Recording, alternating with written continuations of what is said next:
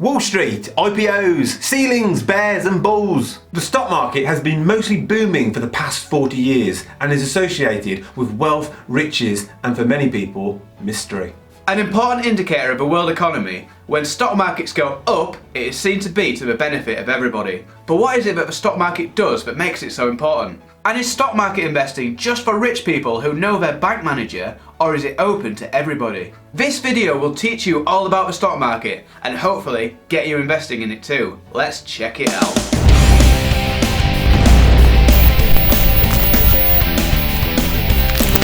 Welcome to Unshackled.com, the investment channel and website that sets you and your finances free. I'm Andy, this is Ben, and if you like what we say, hit the like button and click subscribe.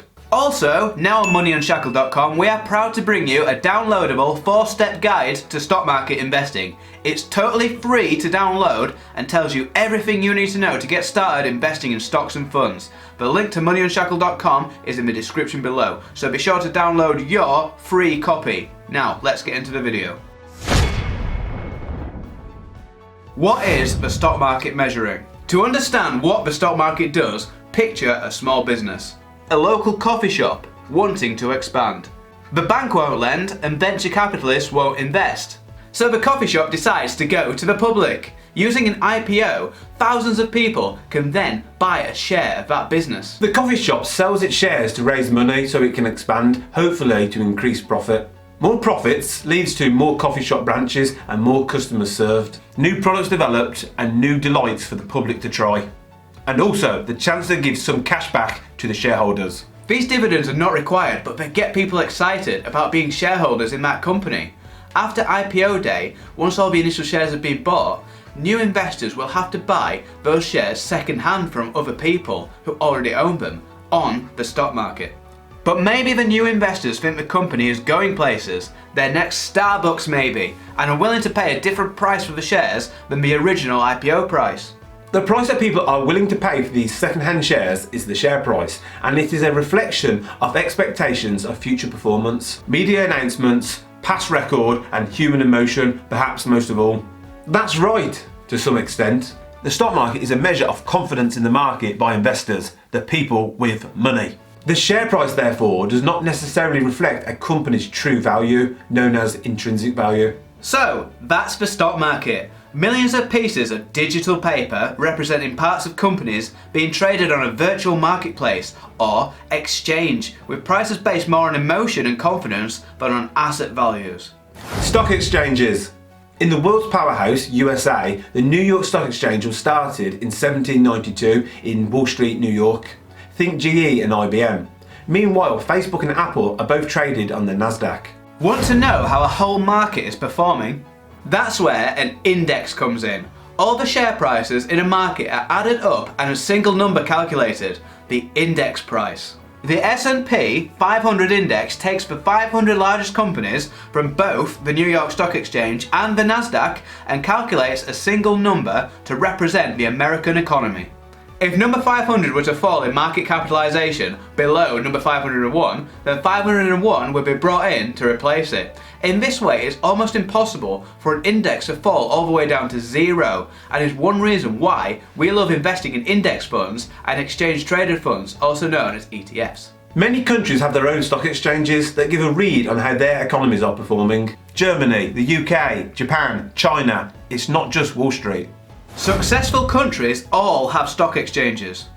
Like it or not, capitalism has created every successful modern economy, with the stock market as the main tool for directing the flow of investment capital and wealth. The stock market is capitalism embodied. The stock market self-regulates. A fall in a company's share price relative to the rest of the index will often mean poor performance and will do serious damage to shareholder wealth if left unchecked. Consequently, shareholders will demand newer and better management. On the other side of the coin, the hope of a future payout will encourage people to invest in risky new ideas to the benefit of everyone. The stock market as a force for good. A company's share price drives companies to make good decisions, meaning more money to give back to shareholders and more money to invest in growth and create new products and new jobs and work for other businesses. Great for everyone. Open to all. Once, only the rich could afford to invest in the stock market, until very recently in fact, due to three factors. Fees, access and products. Barrier number 1, fees. Trading fees used to be astronomical as transactions were relatively few and the lack of technology meant it was manual and inefficient to today's standards. This meant investing less than tens of thousands of pounds into a single stock was uneconomical. This has changed recently with the invention of the internet. Now transactions can be grouped together from millions of people on online platforms and facilitated cheaply.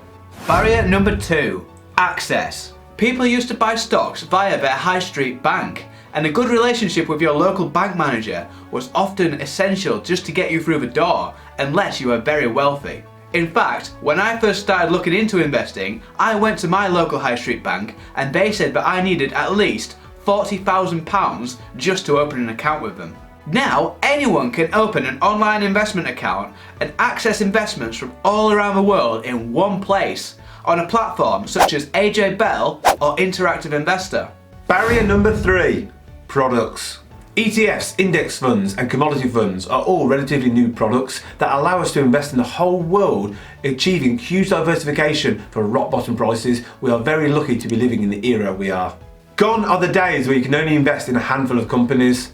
You can now own the whole world with just one product without paying the earth in fees. How best to invest in stocks?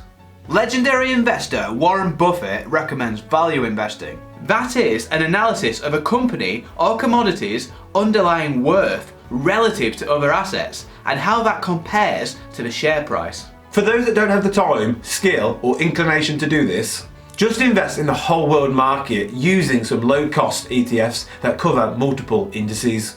Invest in a range of ETFs covering wide sections of the world economy, diversify so that you own inflation and own the world.